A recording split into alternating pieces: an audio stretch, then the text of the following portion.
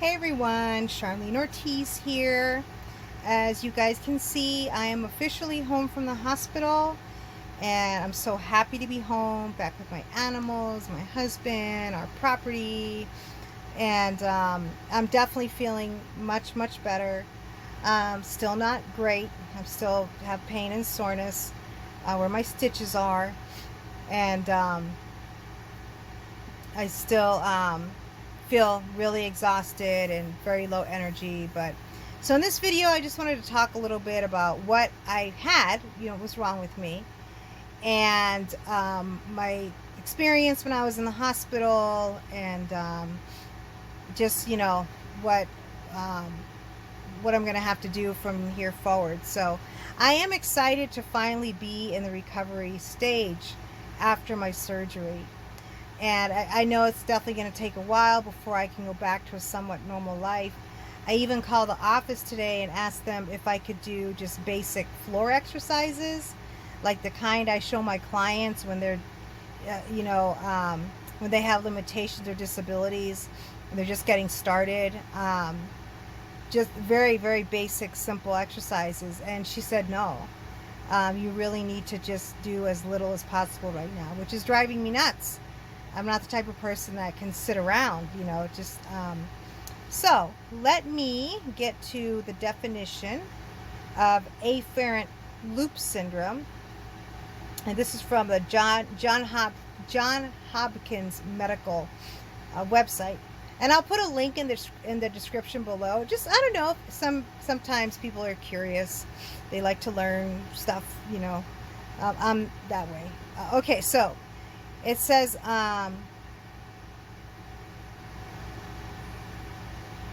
okay, so it says afferent loop syndrome is a problem that can occur after some kinds of stomach surgery. It's also known as afferent limb syndrome. The small intestine loop has two loops. The loop going to the upper stomach is the afferent. The loop carrying the food away from the stomach is called the efferent. Afferent loop syndrome can occur after some types of gastrojejunostomy. Try to say that 5 times really fast. One type is the Billroth 2 gastrectomy, but that doesn't occur to me. I'm sorry, that doesn't apply to me. I got it because of the Whipple procedure I had when I was 11, and it's something that can develop after a Whipple procedure, weeks or even years, in my case years after this condition can develop. So what causes it? After surgery, your bile and digestive fluids enter the afferent loop. The fluids flow toward the upper stomach. They need to pass through the anastomosis. That's basically, I looked it up, and basically that means just when they've cut your intestines somewhere, or somewhere in your digestive system, and rerouted it or attached it to something else. That's basically what that means. They need to pass through, the fluids need to pass through the anastomosis. So basically the area, that was all altered or modified on me, the fluids need to pass through that, and then enter the efferent loop to help digest your food. Efferent loop syndrome occurs when something traps the flow of these juices in the efferent loop. Fluid pressure builds up in the afferent loop and causes discomfort and nausea. If the pressure builds up, the bile and pancreatic fluid may then empty into the upper stomach. This can cause symptoms such as vomiting. So that's what was happening to me. Every time I would eat, not every time, but I'd say maybe 7 out of 10 times I would throw it up. And so that's basically what it is, just a buildup of fluid in the upper part of the small intestine. And so that because of that, the food can't pass through, and you just throw it up. So that's what my surgery was. The doctors basically rerouted that area and reattached it, I guess, to the stomach. So the first couple days in the hospital, as I mentioned before, were awful. I had what was called an NG tube inserted down my nose and down into my stomach. I don't know if that's a feeding tube, or I don't know. I haven't looked it up what the exact purpose is, but I think it's a feeding tube, and that was making me miserable, absolutely miserable. The first 2 nights I was there, I was in excruciating pain, and they were giving me some pretty strong pain medication in there. And when they would give it to me, it would only last like a half an hour. So I would, lay there, watching the clock, just waiting for my next a dose of pain medication, because I couldn't take it. It was awful. Well, anyway, after the second night I was there, they finally took it out. And the first night that I was in the hospital, the nurse that I had was a real bitch. I couldn't really talk because of the tube in my mouth. My throat was killing me. I mean, it was excruciating pain. And also my stomach, because of my stitches, was hurting. My back was spasming because I couldn't move on the bed. It was awful. And the nurse that I had just had so little empathy and compassion. And I am going to report her. When I'm feeling a little better, I am going to report her to the hospital, because that's incredibly unprofessional behavior, especially you're dealing with someone that is in excruciating pain, just had major stomach surgery. I mean, Jesus, have some fucking compassion. Because if I was able to, I would have stood up and slapped her. Seriously. I mean, so other than that, the rest of the staff was absolutely amazing. Everybody treated me very well. But unfortunately, they were very understaffed. And so I would oftentimes when I would call my nurse, they wouldn't show up, sometimes for a couple hours. So it was, but once I got that tube out of my mouth, I just felt like my improvement just skyrocketed.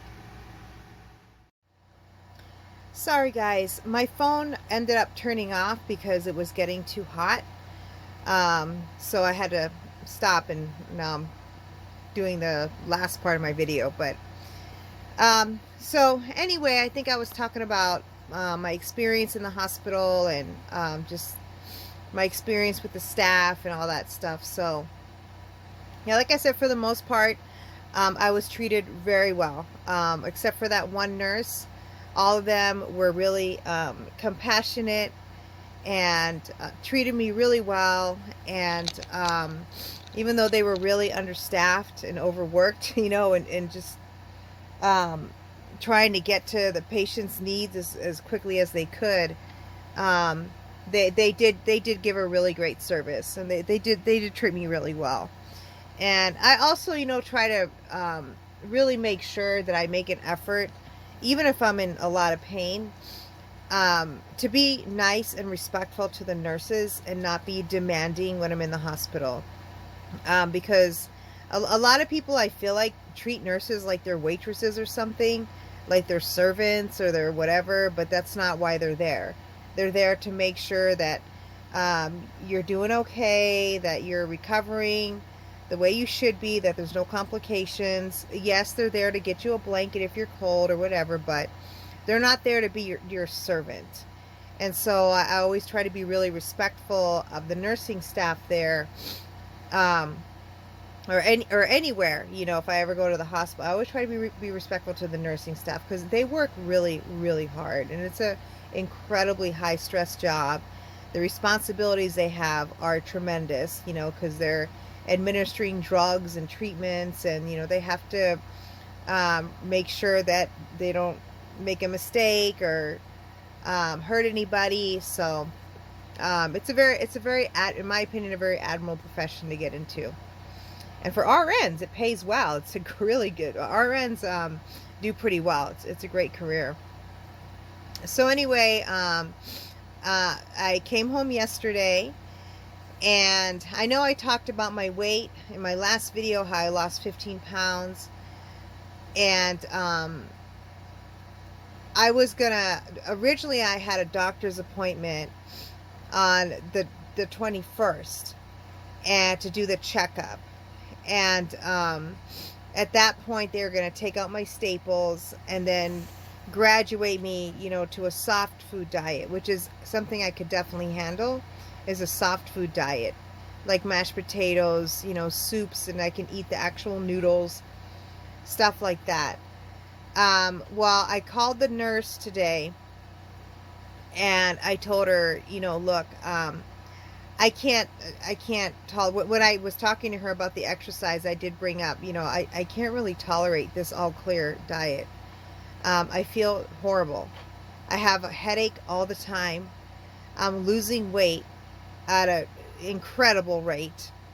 And by the time I make it to my doctor's appointment in 2 weeks, I'm going to weigh 90 something pounds. And that's going to tremendously affect my health negatively. Like, how can that be good? And I told her, I was just going to be honest. I'm not going to be able to keep this up for 2 more weeks, because what I can eat, I'm telling you guys, it is extremely limited. And the foods do not fill you up. They don't fill you up at all. I don't care how big of a bowl of chicken broth is.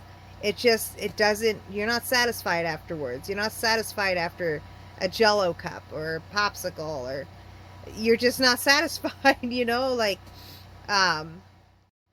sorry guys, I had to get my dog. But anyway, I forget what I was saying. Oh yeah, the food situation. So yeah, basically I just told the nurse that, being on nothing but clear liquids for the next 2 weeks, it's like, starving. Like, I literally feel like I'm starving. I'm probably eating, I don't know, maybe 300-400 calories a day. And, it's, and I'm always hungry. Like, that's all I can think about now is eating. And, so I personally, I don't think it's wise for me to continue, honey, lay down, for me to continue on this all clear diet, or clear liquid diet. So so when I told her how much weight I was losing, she was very concerned. And she was like, wow, yeah, that's a lot of weight to be losing. And yeah, we don't want you getting down to 90 pounds. That's not going to benefit you, in your recovery. So she upped my appointment to the 12th, which is next Monday. And so I was so relieved when she did that for me. And I was so grateful to her. And I was like, oh my God, thank you so much, for doing that. She said, even if your staples aren't ready to get removed, you can talk to him about the problems you're having, and and hopefully they'll go ahead and graduate you to a soft food diet. So, because I feel like I can handle it, like I'm feeling good. I'm not feeling bad, or like my scar is sore, my stomach is sore, it does hurt, I have pain, but I feel like I could tolerate soft foods. So anyway, that's basically why they operated on me. And now, I'm at the beginning stages of my recovery. So when I start doing my little floor exercises when I'm allowed, I want to video everything for you guys. I want to document everything for you guys. I really do want to take you guys with me on this process and my progress. I really do, because I really want you guys to see that if you stay committed to your health, to your well-being, no matter where you're starting from, no matter what limitations you have, no matter what obstacles you have to face, it is possible to change your body. Or if at one time you had a really great healthy body, it is possible to get it back. But it takes time, it takes patience, it takes perseverance, and it just, it's a conscious decision you have to make. You have to be willing to push through the pain. I can't tell you how many people I've spoken with, like my landlord at the last place that I worked or lived. He was very overweight. He had a lot of health issues. He had been rushed to the hospital like 4 or 5 times in a year because of blood clots. And they kept telling him, you need to exercise and stop eating red meat. And sure enough, that night when he got home from the hospital, he'd be cooking up hamburgers on the barbecue. You know, like the guy just didn't care. And to me, he was just in denial. And that's so stupid. That's so ignorant. Like, how can you be so stupid? But, you know, people just aren't willing to make the sacrifice. And I would even offer to help him because his back was really messed up and he walked hunched over. I never saw the man stand up straight. And I even would offer, you know, I can help you with your back, and give you exercises and stuff you can do. He said, oh no, it just hurts too much. Well, you quit being a little bitch and push through the pain. I mean, I wasn't, you know, I wouldn't say that to him, but, you know, I was like, stop being a bitch. Just, you have to push through the pain, you know, and it's just so many people allow themselves to get out of shape and destroy their bodies and just have no desire, no motivation to push themselves to try to improve their health and their wellness and to try to develop a strong and healthy body that they can feel good in and comfortable in and be able to live a long life, you know, that is a good quality of life. But so many people have these excuses. Oh, my knee, my back. Well, you need to push through the pain. Sure, there's certain types of pain that you shouldn't push through because you could hurt yourself. But when you're obese or you have back problems or knee problems or whatever, yes, there is going to be discomfort when you first start. But that discomfort will start to go away as you continue. Because when I was in the hospital, after they took the tube out, the nurses were like, okay, honey, put your head over there. Coco wants to be in the video. She wants to be the star. And she's so beautiful. Why not? But anyway, what was I saying? But when I was in the hospital and they had finally, no, you cannot lay on my stomach. I'm sorry. You can just lay there. She's an incredibly affectionate, loving dog. She loves to cuddle. She loves to come and sit right on your lap. She loves to come and put her head on your belly. And she just, you know, she's such an attention hog. But yeah, I can't let her do that to me right now because I got these big old stitches.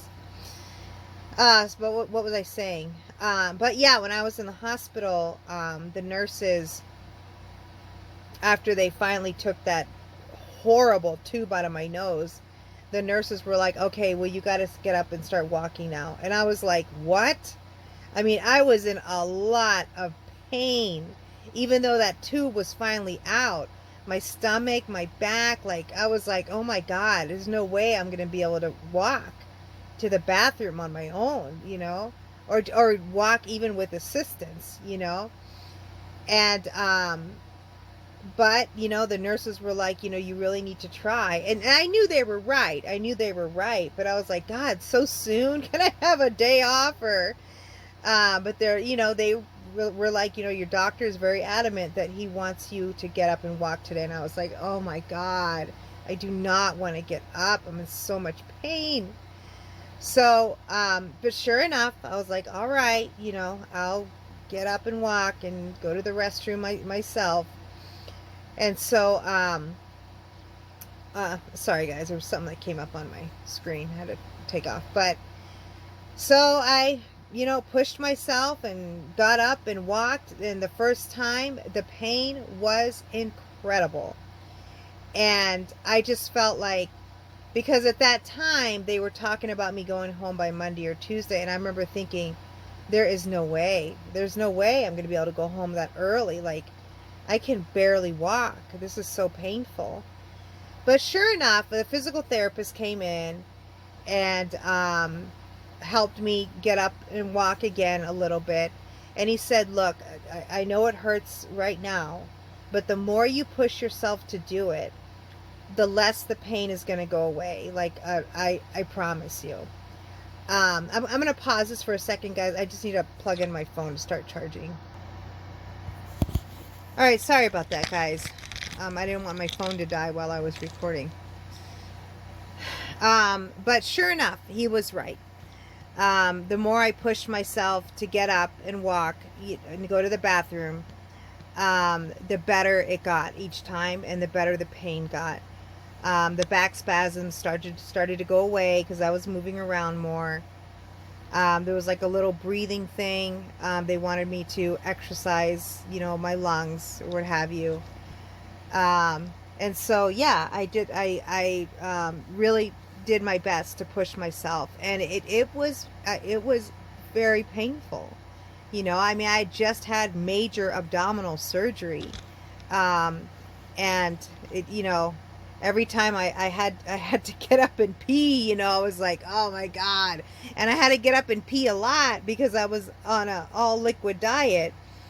And so it was it was tough, guys. It was really, really painful to push myself. And Coco, calm down. It was incredibly challenging and difficult for me to push myself like that. But I got better faster, and also too, like when, you're recovering from something that I'm recovering from, and you're in the hospital or you're at home or whatever, when you give in to the pain, when you stay immobile, the body has no reason to make as much of an effort to heal you, because basically you're just sitting around laying in bed all day, not willing to push through the pain. So the body's like, well, why do we need to work hard to make sure that that we're functioning well, when she's not even getting up and doing anything? Like, there's no reason for us to help this person get better or stronger, because all they're doing is laying in bed. Like that's kind of the message you send, to your body. But when you get up and push yourself to start moving, you send the message to your body, oh, this hurts. This is difficult. And it looks like this is something that they're going to be doing on a regular basis. So we better, hurry up and recover. We better hurry up and heal. Because, this is not something that this person is going to stop doing. And that's what your body responds to. So anyway, I am able to walk a lot better now. I still walk slow. My balance is still kind of off. And, I, really feel a difference in my body in terms of the muscle that I've lost. And, it is disheartening, it is disheartening, but the important thing is that they found what was wrong with me. They fixed it. And now, once I do recover, I'm going to be able to live a very full life, better than what I was before. So, it's worth it. The pain that I'm going through right now, pushing myself, to try to do as much as I can without pushing myself too far, is going to make a huge difference in my recovery.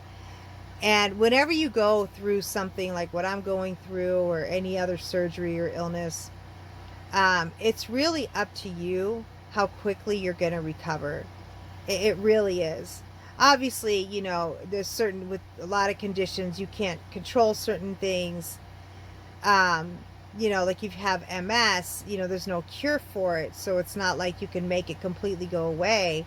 However, you can exercise. You can challenge your neuromuscular communication by pushing yourself, and you can retrain your nervous system how to tell your body how to move, because you're forcing your body to move, sending that message back, to the nervous system. Thus, it's going to start to make the appropriate changes for you to get better and stronger. And so, because the body wants to be healthy, it wants to be in homeostasis. That's where it wants to be. And when you start making that effort to take care of yourself. Hey guys, sorry. I know that the video kind of abruptly stopped because my phone said it was getting hot again, so I had to turn it. I had to turn it off, and then it was getting late. I didn't want to wait for it to cool down. I just decided to go to bed and finish tomorrow, which is today. So I think what I was ending with I was saying that it's important that you take care of yourself. If you're recovering from any type of illness or going through any type of situation that I'm going through, that the choices you make to take care of yourself will make a difference on how well you recover. But I think I was just kind of ending my experience in the hospital, what I had, why the doctors had to operate. So I guess I'm just doing day 1 and 2 in the same video since the last one ended so abruptly. So today is a different day, and as each day goes by, I am feeling better and better. I did get a phone call from the nurse this morning from the doctor's office saying that the doctor said that coming in on Monday the 12th was going to be too soon, and they need to reschedule. And she said, we're going to have to reschedule you for the 27th. And I told her, no, absolutely not. My original appointment was the 21st. So she knows that I'm struggling to maintain this diet.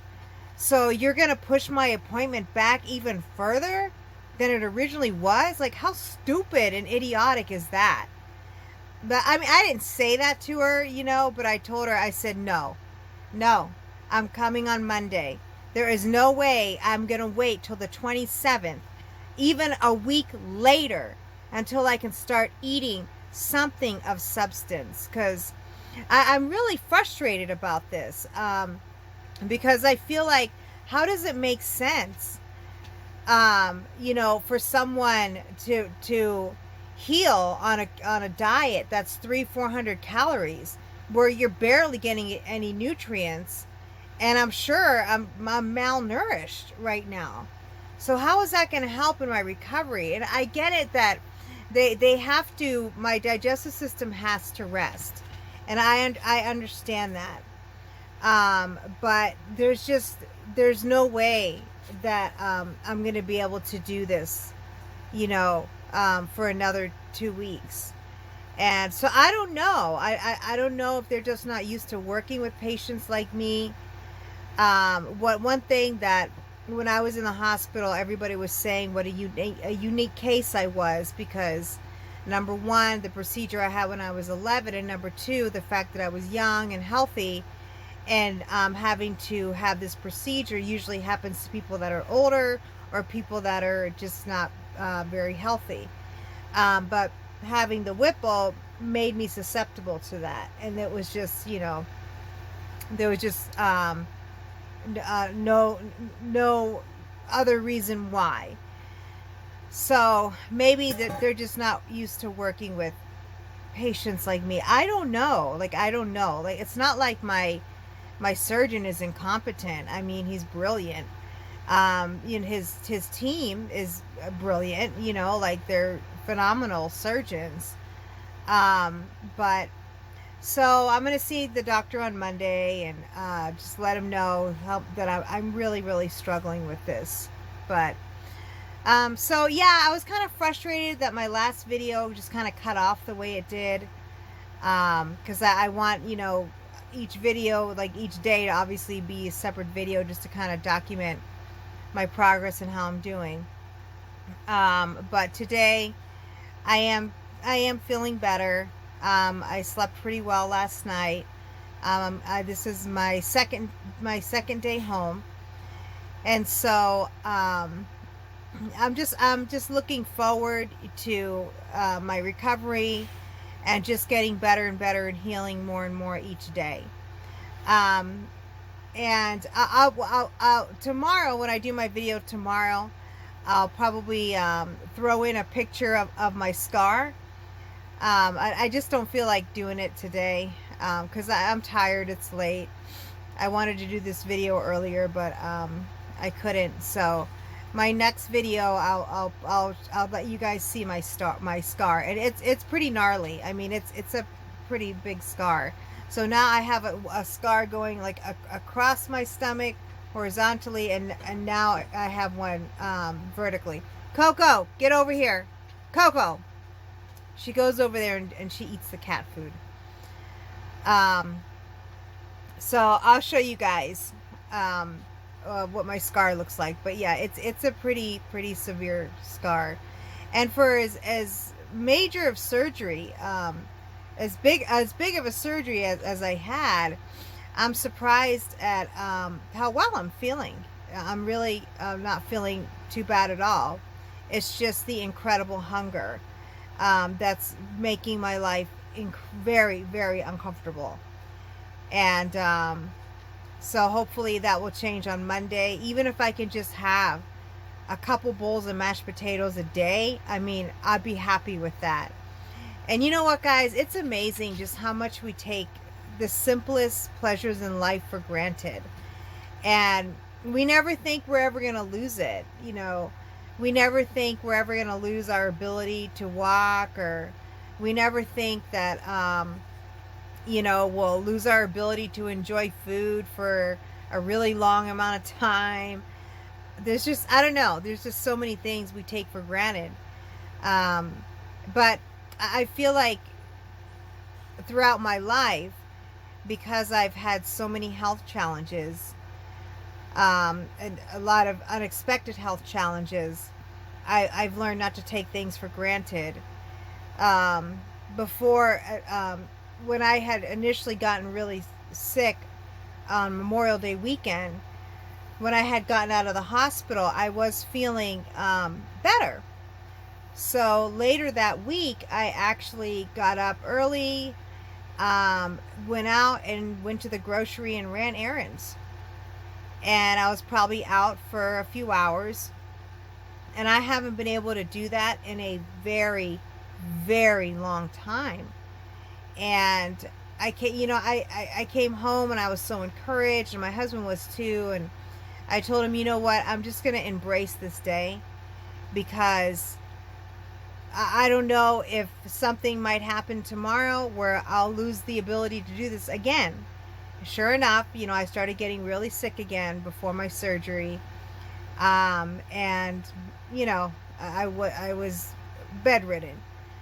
So, I guess I've just lost my ability to do so many of the basic things in life for such long periods of time that I don't take it for granted when I am able to go out and just go grocery shopping and run errands.